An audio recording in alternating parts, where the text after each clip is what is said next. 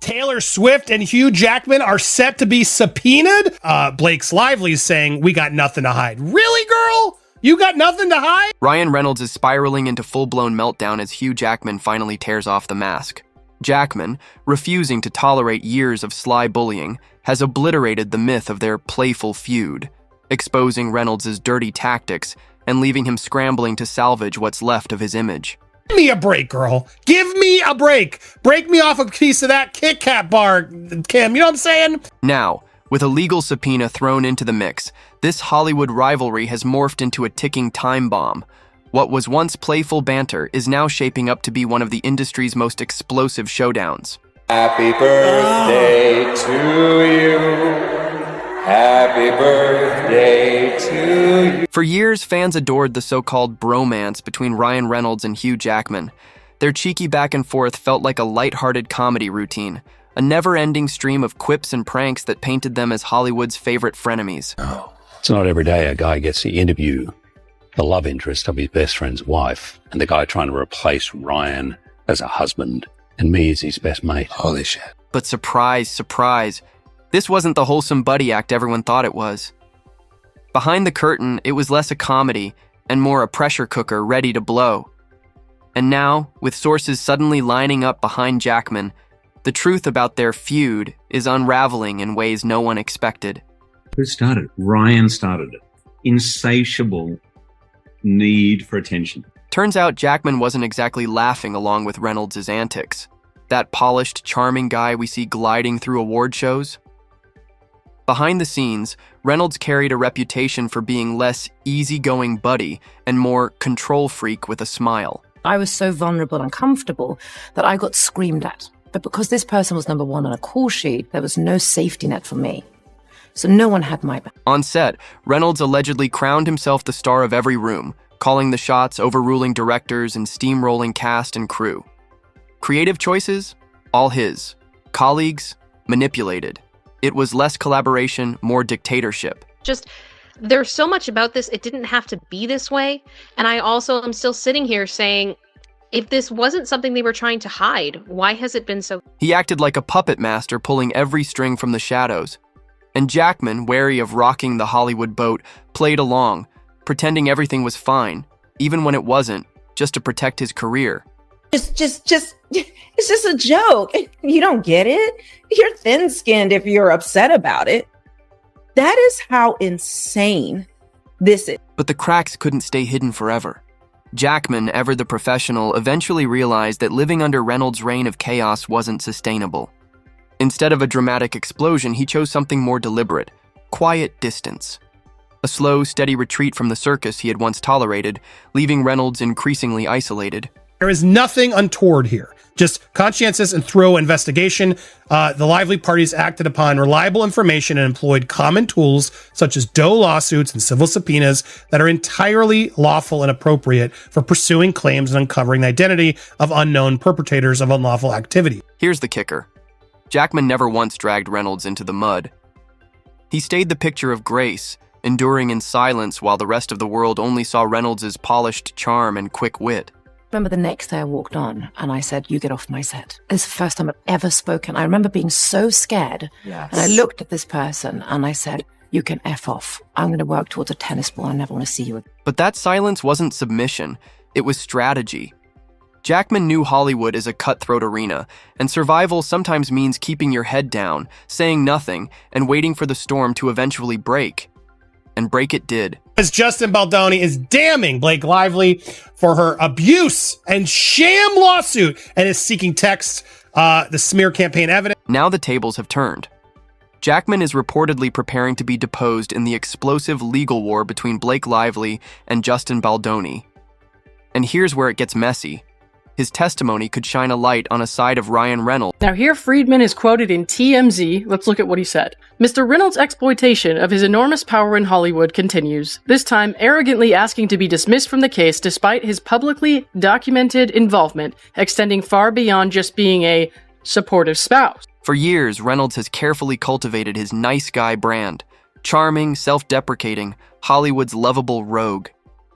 But if Jackman speaks out under oath, that curtain of humor and humility might finally be ripped away, revealing a much darker, manipulative reality lurking underneath. Yeah, I think we've noticed over the past couple of weeks even, there have been a few clips that have come out of the woodwork, essentially, about Ryan that sleuths have found with some kind of problematic moments. And then there's also been the whole kid pool controversy, which definitely doesn't make him look great either. It's not just Jackman's reputation hanging in the balance. Reynolds himself is reportedly unraveling. Insiders say he's sweating bullets over the legal battle, terrified that Jackman knows far too much. Years of working side by side gave Jackman a front row seat to Reynolds' behind-the-scenes behavior, and if he talks, the carefully constructed Reynolds brand could collapse overnight. This goes beyond a Hollywood spat. It's a revelation that could redefine how the world sees him forever. Jackman says Reynolds trying to skate is laughable because his fingerprints have been all over the smear campaign against Justin and the Wayfair team since day. The mere possibility of Jackman breaking his silence has allegedly sent Reynolds into full panic mode. For decades, Reynolds has thrived on his image as the witty, approachable everyman, the guy audiences want to laugh with, not at. But if Jackman testifies, that lovable persona could be obliterated in an instant. And Blake Lively has proven, Ryan Reynolds has proven to be actually the smartest in the room. The truth about Reynolds' alleged power plays, tantrums, and manipulative streak threatens to dismantle the very foundation of his career. And it's not just Jackman's testimony on the horizon. Other co-stars and crew members are beginning to whisper their own stories. Take his fraught relationship with a makeup artist, for example. While most stars have preferences, Reynolds allegedly weaponized his influence, threatening to torpedo the artist's career with a chilling warning. If you don't come back and do my makeup, you'll never work in Hollywood again. As we reported, Ryan filed the dismissal docs Tuesday, calling Justin thin-skinned for complaining that so-called nice pool character from Deadpool and Wolverine was mocking him. That's not quirky diva behavior. That's career blackmail wrapped in a Deadpool grin. Reports suggest the makeup artist's only crime was daring to have a life outside of Reynolds' every demand. Hollywood executives looked the other way, leaving an entire department of hardworking professionals at the mercy of one actor's ego. It's a snapshot of power unchecked, and the cracks in Reynolds' nice guy act are starting to show. And it's just starting to feel a little bit ridiculous. But the tantrums didn't stop with crew spats. Reynolds wanted total control. Enter the Deadpool franchise. He didn't just want to headline it, he wanted to own it. Original director Tim Miller? Gone. Sources say Reynolds clashed with him at every turn, dismissing Miller's vision in favor of his own takeover. Miller may have helped bring Deadpool to life, but he wasn't about to hand over the crown. And that sealed his fate. Here Friedman is quoted in TMZ. Let's look at what he said. Mr. Reynolds' exploitation of his enormous power in Hollywood continues, this time arrogantly asking to be dismissed from the case despite his publicly documented involvement, extending far beyond just being a supportive spouse. Reynolds, ever the nice guy, allegedly muscled Miller out under the guise of creative differences. But insiders claim it looked more like a playground power grab. Reynolds wanted to be king of the sandbox, and Miller wasn't following his rules. And it didn't stop with directors. Even his co-stars weren't safe. Take Morena Baccarin, the breakout female lead of the first Deadpool. When it came time for the sequel, suddenly she was pushed to the sidelines. That is exactly how bullies operate. If you've ever dealt with a bully, if you've ever seen bullying, it doesn't matter whether you were young and in school or whether a workplace. Why? Insiders whisper that Reynolds took issue with her, petty issue. Instead of celebrating her role, he allegedly scrubbed her from promotional materials, erasing her like an X cut from family photos. The reason?